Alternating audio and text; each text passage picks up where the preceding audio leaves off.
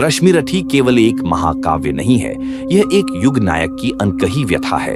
यह कर्ण की वह पुकार है जो न्याय, आत्मसम्मान और स्वाभिमान के लिए उठी थी। रामधारी सिंह दिनकर की लेखनी से जन्मी यह कृति वीरता और करुणा का अद्भुत संगम है। रश्मिरथी है वह जो अंधकार में रथ हाँकता है, तेज का आवाहन कर जीवन को अर्थ देता है। प्रथम सर्ग में कवि कर्ण के चरित्र की नींव रखते हैं। एक त्यागा हुआ पुत्र, समाज का तिरस्कृत वीर, परंतु भीतर से सूर्य के समान तेजस्वी। सर्ग की शुरुआत ही इस प्रश्न से होती है, क्या मनुष्य का मूल्य उसकी जाति से तय होता है या फिर उसके कर्मों से? कवि इस प्रश्न को पूरी ताकत से उठाते हैं। जाति गौरव से नहीं, कर्म से मिलता है गौरव। ऊंच नीच का भेद मिटाता केवल पुरुषार्थ, यही विचार इस सर्ग का मूल है। यह कथा आरंभ होती है कुंती से, जो एक दिन ऋषि दुर्वासा के दिए वरदान के प्रयोग हेतु सूर्य का आह्वान करती है। सूर्य प्रकट होते हैं और उसे एक तेजस्वी पुत्र प्राप्त होता है। यह पुत्र था कर्ण। कुंती के कोमल हृदय में था मातृत्व का भाव, पर लोकलाज ने विवश कर दिया था उसे त्याग। कुंती अविवाहित होने के कारण उस नवजात को एक पेटिका में रखकर नदी में बहा देती है। नदी के बहाव में वह बालक जा पहुंचता है अधिरथ और राधा के पास, जो एक रथ संचालक सूत दंपत्ति थे। वे उस बालक को पुत्रवत पालते हैं और उसका नाम रखते हैं कर्ण। राधा की ममता ने गढ़ा, एक तेजस्वी प्राणी को अधिरथ के स्नेह ने सिखाया जीवन की ध्वनि को। कर्ण बचपन से ही सामान्य नहीं था। उसके कानों में कुंडल थे, कवच उसके शरीर में जन्मजात जुड़ा था। वह अद्भुत बलवान और तेजस्वी था। कर्ण धनुर्विद्या सीखना चाहता था। वह द्रोणाचार्य के पास गया, पर द्रोण ने उसे अस्वीकार कर दिया क्योंकि वह क्षत्रिय नहीं था। शिष्य नहीं तुझ जैसा सूत, मेरे आश्रम में नहीं मिलती क्षत्रिय की रीति। यह अस्वीकार भावी वीर के आत्मसम्मान को तोड़ नहीं पाया।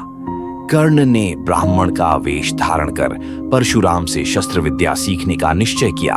उसने परशुराम को धोखे में रखा, परंतु सीखने की तीव्र चाह ने उसमें अपार शक्ति भर दी। बन बैठा ब्राह्मण एक सूत पुत्र, विद्या की आंच में तपता रहा जैसे यज्ञ कुंड। परंतु एक दिन जब परशुराम थक कर उसकी गोद में सो गए, एक बिच्छू ने कर्ण को डंक मारा। कर्ण दर्द सहता रहा ताकि परशुराम की नींद न टूटे। पीड़ा में भी स्थिर, नयन में न अश्रु, सहता रहा कर्ण, बना अपने ही कर्म का अर्षे। परशुराम जागे और इस असह्य सहनशीलता को देख समझ गए कि यह ब्राह्मण नहीं हो सकता। कर्ण ने सत्य स्वीकार किया। तब परशुराम ने क्रोधित होकर उसे शाप दिया कि जब उसे शस्त्र विद्या की सबसे अधिक आवश्यकता होगी वह भूल जाएगा। एक दिन कर्ण गुरुकुल से लौटते समय एक ब्राह्मण बालक को अपने धनुष से उस मृत पशु को मारते देखता है और अपने लक्ष्य पर गर्व करता है। बाद में इंद्र उसके पास ब्राह्मण का वेश लेकर आता है और उससे कवच कुंडल मांगता है। कर्ण बिना विचलित हुए अपने शरीर से कवच कुंडल निकाल कर दे देता है। जिसने जीवन का कवच चीर दान किया, करुणा से भरपूर शरीर, यह है कर्ण, दानवीर कर्ण। जब कर्ण अर्जुन को युद्ध कला में चुनौती देता है तो गुरु द्रोण और भीष्म उसे रोकते हैं। तू राजपुत्र नहीं है, युद्ध की भूमि तुझसे नहीं सजी है। तभी दुर्योधन आगे बढ़ता है और उसे अंगदेश का राजा बना देता है।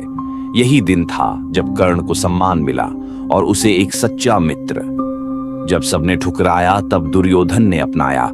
यह मित्रता नहीं थी केवल राजनीति, यह था एक अपमानित आत्मा का सम्मान। इस सर्ग में दिनकर कर्ण के जीवन के विभिन्न पहलुओं को छूते हैं। मातृत्व से वंचित होना, जाति के आधार पर तिरस्कार, छली गई प्रतिभा, मित्रता की गहराई और दानवीरता का चरम। जिसे नहीं जीवन में मिला सम्मान, किंतु मृत्यु पर सबका प्यार मिला। कर्ण का जीवन एक आदर्श है, कर्म की पूजा, स्वाभिमान की रक्षा और भावनाओं की गहराई।